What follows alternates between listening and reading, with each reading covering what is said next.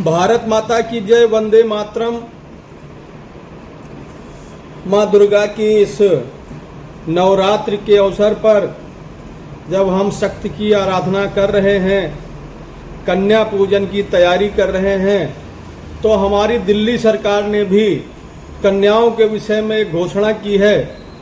मैं आभार व्यक्त करना चाहता हूँ दिल्ली सरकार का, मुख्यमंत्री रेखा गुप्ता जी का और हमारे स्वास्थ्य मंत्री डॉक्टर पंकज सिंह का, कि उन्होंने कन्याओं की चिंता की, कन्याओं को जो है उन्हें संरक्षण देने के लिए एक योजना लागू की है। वो योजना क्या है मैं आपको बता रहा हूँ। दिल्ली में अब क्या है कि गर्भ निरोधक दवाओं और यौन स्वास्थ्य संबंधी हाल की खबरें जो आई हैं वो चिंताजनक हैं। इसीलिए उन्होंने ये कदम उठाया है कि दिल्ली में जन्म आधारित लिंगानुपात लगातार गिर रहा है। इस गिरावट को रोकने के लिए नए कदम उठाए गए हैं। नया दिशा निर्देश क्या दिया गया है कि जेनेटिक नमूनों को बाहर न भेजा जाए। अब दिल्ली की प्रयोगशालाएं और क्लिनिक किसी भी प्रीनेटल या जेनेटिक परीक्षण के लिए जेनेटिक सामग्री को, एनडीए आरएनए के नमूने को शहर की सीमा के बाहर नहीं भेज सकेंगे। यानी जांच के लिए आप दिल्ली से बाहर ये नहीं जा सकेंगे। ऐसी घोषणा दिल्ली सरकार ने की है, ये नियम लेके आ रहे हैं। इसका उद्देश्य इस तरह के परीक्षणों का पर दुरुपयोग करके लिंग चयन को रोकना है। और क्योंकि बाहर जो जांच हो जाती थी तो उसमें लड़का है या लड़की है इसकी बात बता दी जाती थी, तो लिंगानुपात इसी कारण से घट रहा है। लोग गर्भपात करवा लेती थी हमारी महिलाएं हमारे दिल्ली में, इसीलिए दिक्कत आ रही है। और गर्भपात की दवाओं पर निगरानी बढ़ा दी गई है। यानी पहले अभी तक क्या होता था, कोई भी जाता था और गर्भपात की दवाओं को बड़ी आसानी से ले लेता था और खा भी लेता था। अब महिलाएं जो है ऐसा नहीं कर सकेंगी। गर्भपात की दवाओं की निगरानी की जाएगी, किस मेडिकल स्टोर पर या किस हॉस्पिटल में कितनी किट दी गई और उनका उपयोग किसने किया, कैसे किया, किस डॉक्टर के लिखने पर किया। ये है अब जो है लागू होने जा रहा है। गर्भपात संबंधी दवाओं की ओवर द काउंटर बिक्री की जांच होगी और उन पर नियंत्रण बढ़ाया जाएगा। बिना पर्ची या बिना अनुमति के ऐसी दवाएं बेचने वालों पर सख्त कार्रवाई हो सकती है। उद्देश्य क्या है इसका? ये कदम महिला भ्रूण हत्या, फीमेल के जो है संरक्षण के लिए और लिंग आधारित चयनात्मक गर्भपात को रोकने के लिए।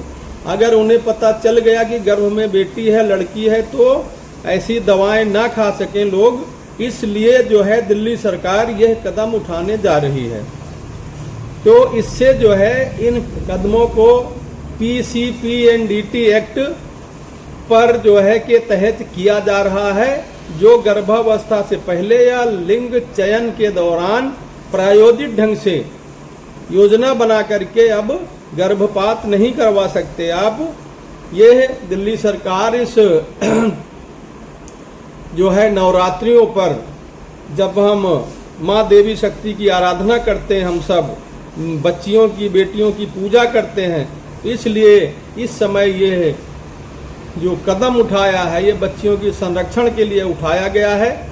और ताकि हमारा लिंगानुपात बढ़े, लड़के और लड़कियों की संख्या बराबर रहे। ऐसा न हो कि लड़कियां घटती जाएं और फिर हम किसकी पूजा करेंगे। हमारे घर में, सबके घर में जो है इस बात की चिंता करनी चाहिए जैसी चिंता सरकार ने की है।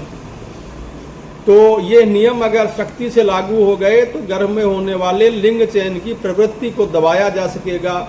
नियंत्रण जो है कमजोरियों की पूर्ति की जा सकेगी। जो लैब्स हैं, जो ऐसी क्लिनिक्स हैं जो खुलेआम धड़ल्ले से यही काम कर रहे हैं, उनके ऊपर अंकुश लगेगा और उन्हें इस बात से रोका जाएगा कि वो लोगों को, दिल्ली की जनता को गुमराह करके और गर्भपात के लिए प्रेरित ना करें।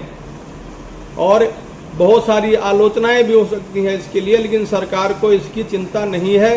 किस लैब ने नियम तोड़ा और किस पर कार्रवाई हुई, इस पर लगातार अधिकारियों को भी बताया जाएगा और मीडिया में भी पारदर्शी ढंग से बताया जाएगा। ये नियंत्रण कितना जो है प्रभावपूर्ण होगा, जिसमें छोटे छोटे लैब्स, निजी क्लिनिक और अवैध संचालन जो कर रहे हैं क्लिनिक्स का, मेडिकल सेंटरों का, उन पर भी जो है अंकुश लगेगा। उन स्थानों पर जहां अवैध समय से लंबी गतिविधियां चल रही हैं, नियमों का उल्लंघन किया जा रहा है, कमीशन, रिश्वत और छुपे संचालन से लोग इसका दुरुपयोग कर रहे हैं, उन पर अंकुश लगेगा और उन पर सख्त कार्रवाई होने की संभावना पूरी है।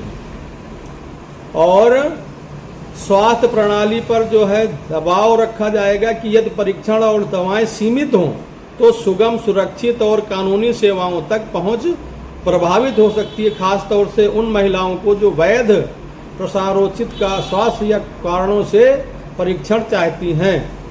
और असमान प्रभाव होंगे इसके। गांवों में, पिछड़े इलाकों में या कमजोर आर्थिक स्थिति वालों के लिए ये कदम थोड़ी सी समस्या पैदा कर सकता है, क्योंकि जो लोग ज़्यादा बच्चे नहीं चाहते उनके लिए थोड़ी समस्या हो जाएगी। और लेकिन उन्हें अगर उनकी बात जायज़ है तो उन्हें कानूनी संरक्षण भी मिलेगा, ऐसा नहीं है। और अब देखिए ये नियम कितनी जल्दी लागू होते हैं, इसमें कितनी एजेंसियां शामिल होती हैं, स्वास्थ्य विभाग, स्वास्थ्य नियामक, पुलिस, न्यायालय, ये सब इसमें शामिल होकर के इस कदम को उठाएंगे।